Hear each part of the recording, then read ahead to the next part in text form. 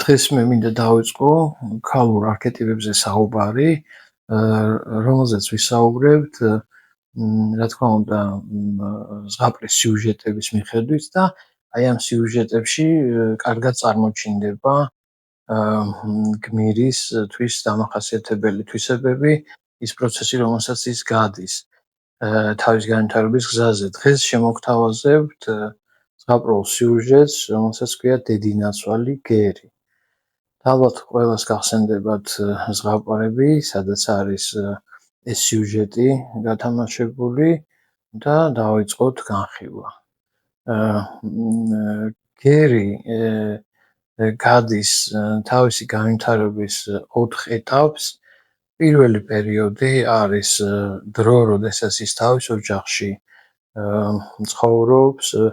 დედის და მამის სამყაროში, აბსოლუტურად უზრუნველყოფილი არის ყველანაირი მფარველობით, სიკეთით, მხარდაჭერით, იღებს ძალიან ბევრ თვისებებს და ყველაფერს საუკეთესოც, რაც დედას გააჩნია. და ეს არის, ასე ვთქვათ,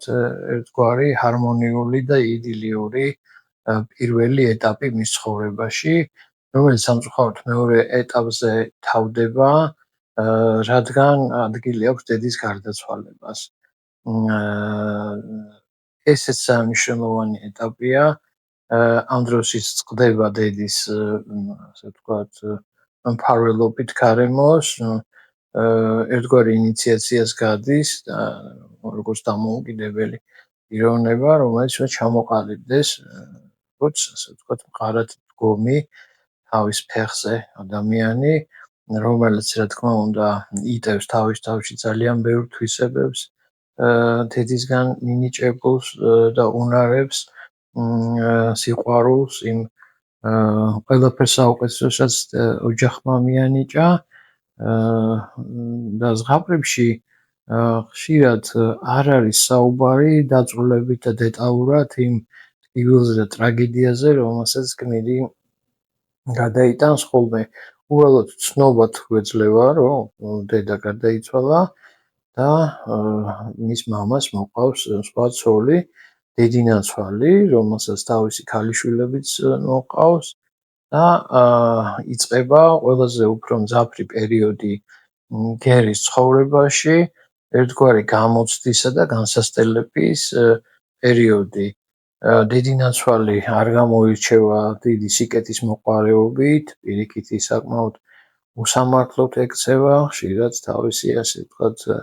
ბოროტი მახასიათებლები მკვეთრია და თვალსაჩინოა მკითხველისათვის და არის ძალიან ძლიერი ანტაგონისტი, რომელიც უპირისპირდება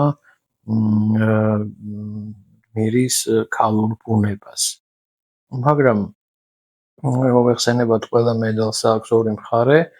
და აქაც ძალიან მნიშვნელოვანი არის ის ფაქტორი, თუ რა სასიკეთო ცვლილებებს გადის ამ პერიოდში, როდესაც დედინაცვალთან იმყოფება და მის გარემოში უწევს ყოფნა გერს.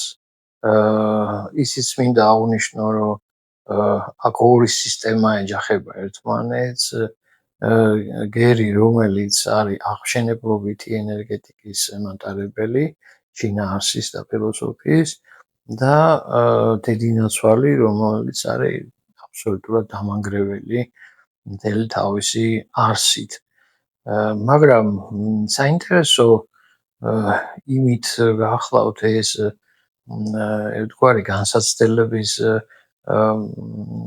ინტრიგების ხლართვის პერიოდი, სრულიად დესტრუქციული ქმედებებისა დედინაცვლის მხრიდან, რომელიც ცდილობს სულ ახალი დავალებები მისცეს გერს და თანდათან უფრო და უფრო ართულებს ამ დავალებების სიმძიმეებს, მაგრამ საქმე იმაშია, რომ გერი ახერხებს, რომ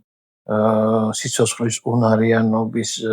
თვისება მისი ძალიან კარგად დახვეწოს, ისავლენს მოქნილებას, ისავლენს მოთმინების ძალიან დიდ უნარს, ერთგვარ მორჩილებასაც, თითქოს რაღაც ამ ღვთაებრივ განგებულებას მიყვება, სადაც უნდა გადარჩეს და შეიძლება რომ აი ამ ყველაფრიდან მხოლოდ სიკეთე მოიპოვოს და მიიღოს და კი არ დაზიანდეს და განადგურდეს და შევიდეს დაპირისპირებაში, გაბოროტდეს დაუშვათ და ეძებოს მოკავშირეები დედინაცვლის წინააღმდეგ და ასე შემდეგ, არამედ პირიქით ხდება სრულად მიღება ყველაფრისა, ის იქცევა ადაპტურად, არის საკმაოდ გონიერი, ავლენს ყველა საუკეთესო თვისებას და ინვითარებს მათ. და შემდეგი ეტაპი გახლავთ ის, რომ აი ამ თავისი თვისებების, უნარების, დამოუკიდებლობის, შემოქმედებითობის, სიცოცხლის უნარიანობის და მემკვიდრეული ძალების მატარებლობის განვითარების მეშვეობით ფაქტიურად ის მოიპოვებს მეოთხე ეტაპზე თავისი პიროვნული განვითარებისა ძალიან დიდ სიყვარულს და ჯილდოვდება მამაკაცის მხრიდან ამ სიყვარულთან მოიხსენებათ მისი ცხოვრება პრინც უკავშირდება და თითქოს გვირგვინი მისი აი ამ მთელი ღვაწლისა გახლავთ აი ეს მეოთხე ეტაპზე მიღებული ჯილდო სამყაროს მხრიდან რომ ეძლევა. ძალიან საინტერესოა თვითონ დედინაცვლის ფუნქციაც. შეიძლება ითქვას, რომ ის აი ამ თავისი საკმაოდ მძიმე დავალებებით და არაკეთილგანწყობებით სინამდვილეში თავს ავლენს როგორც მასწავლებელი, როგორც ერთგვარი მწვრთნელი, რომელიც თავიდან ბოლომდე აყალიბებს გმირს. აყალიბებს მას როგორც სრულყოფილ პიროვნებას, მაგრამ ეს რა თქმა უნდა არ არის მის მიზანდასახულობაში მოგვეხსენებათ. ეს არ არის მისი სრული და გადაწყვეტილება. ეს ხორციელდება მხოლოდ იმის წყალობით, რომ თავად გერი ინარჩუნებს რა თავის თავში იმ საოცარ თვისებებს, რომელიც დედისაგან მიიღო, ავლენს თავის პიროვნულ, ასე ვთქვათ, თვისებებსაც, რომელიც მხოლოდ მისია და ის რომ ის არ გაბოროტდება და სხვავს კითხვებს ასეც თავის თავს უსვავს ასეთ კითხვებს, რომ რა სიკეთე შეუძლია მოიტანოს ამ ყველაფერმა მისთვის და რა სარგებელი შეიძლება ნახოს აქედან და რა გაკვეთილს აძლევს ეს ცხოვრებისეულს მისთვის. ამიტომ ნებისმიერი ესეთი რთული ამოცანების დაძლევა და გადაწყვეტა მას მხოლოდ ანვითარებს როგორც პიროვნებას და სრულყოფს და აი სწორედ მისი ეს შინაარსი, რომ ის არ ბოროტდება და აი ამ სიკეთის idеის მხარეზე რჩება ყოველთვის და გადარჩენის არის სწორედ საიდუმლო გასაღები მისი ბედნიერებისა, რომ აი მხოლოდ გადარჩება და მხოლოდ ყველაფერს საუკეთესოს იღებს და უნებლიეთ გაგონდება მოლუსკას ამბავი, რომელიც ზღვისა თუ ოკეანეების ფსკერზე ბინადრობს და არის ძალიან გამორჩეული იმით მისი თვისება და მახასიათებელი, რომ როდესაც მოლუსკაში მოხდება რაღაცა უცხო სხეული გარედან, ანუ გარე სამყაროდან, რომელიც ძალიან უცხოა მისი წიაღისათვის და არ არის შესაფერისი თავისი სიუხეშით თუ გარკვეული სახის სიბინძურით, რომელსაც ის შეიძლება ატარებდეს, შეიძლება იყოს კენჭი ან რაიმე წარმონაქმნი, მოლუსკას აქვს საოცრად გენიალური უნარი,